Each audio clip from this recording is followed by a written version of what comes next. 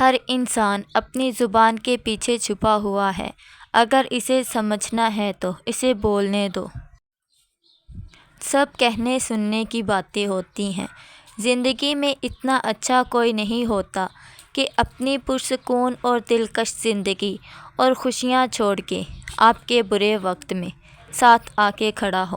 یہاں آپ کو ایسے بہت سے لوگ ملیں گے جو ساتھ دینے اور نبھانے کی بات تو کرتے ہیں، مگر جب نبھانے کی باری آتی ہے تو یہ لوگ آپ کو دور دور تک نظر نہیں آتے۔ آپ کو جھوٹی تسلیاں اور دلاسوں سے اپنی عادت ڈال کے اکیلا چھوڑ کے آپ کی بے بسی کا تماشا دیکھتے ہیں۔ اس طرح کے رویوں سے انسان نہ صرف ٹوٹتا ہے بلکہ جیتے جی مر جاتا ہے۔ رشتے ہمیں زندہ ہونے کا احساس دلاتے ہیں۔ تعلقات مسکرا مسکرا کر یہ کہتے ہیں کہ کوئی ہماری ذات سے جڑا ہے اور کسی کی ذات سے ہم جڑے ہیں۔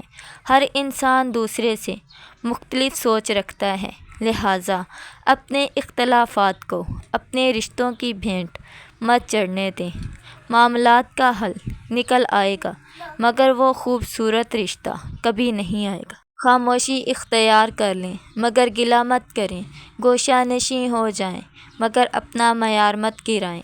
عزت نہ ملے تو کنارہ کشی بہتر ہے، لیکن وقت کی بھیک نہ مانگے، کیونکہ عزت اور صحت کے بغیر کسی بھی رشتے کا وجود نہیں۔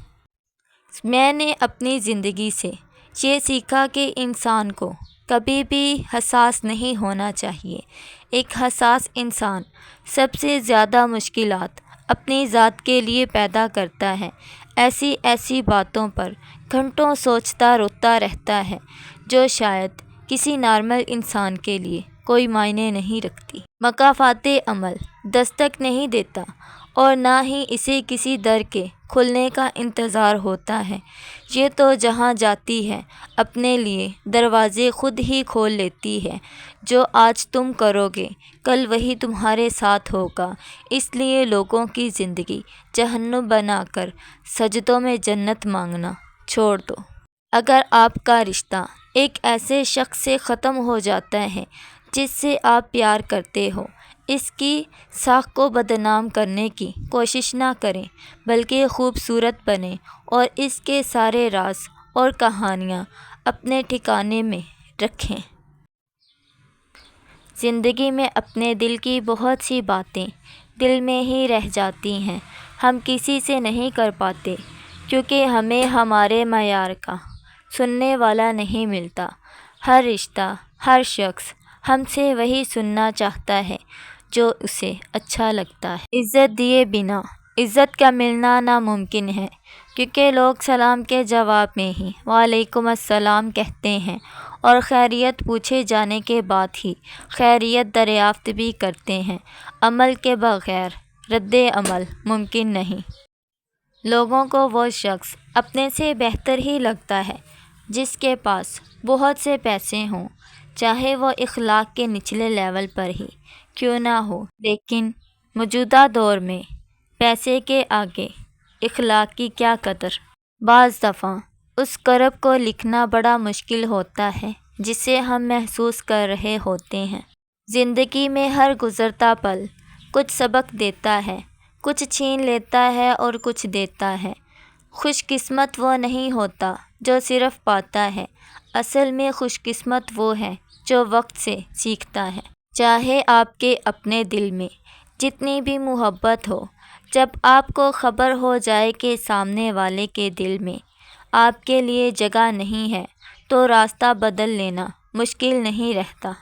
اچھی شکل اور اچھے ذہن میں سے اگر کسی ایک کو چننا ہو تو بات دماغ میں رہے کہ اچھے ذہن کے ساتھ زندگی گزارنا آسان ہے۔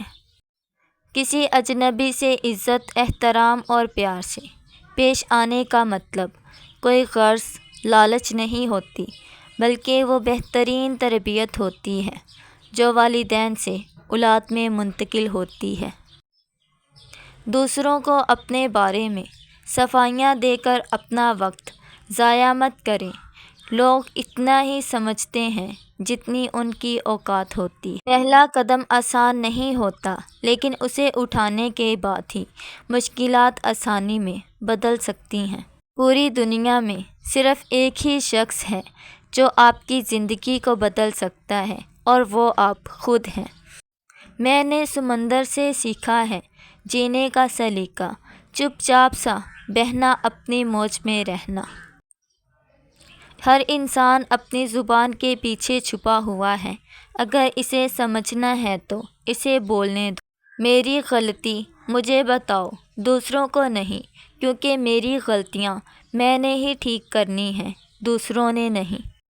اگر آپ کی آنکھ خوبصورت ہے تو آپ کو دنیا اچھی لگے گی، اگر آپ کی زبان پیاری ہے تو آپ دنیا کو اچھے لگیں گے۔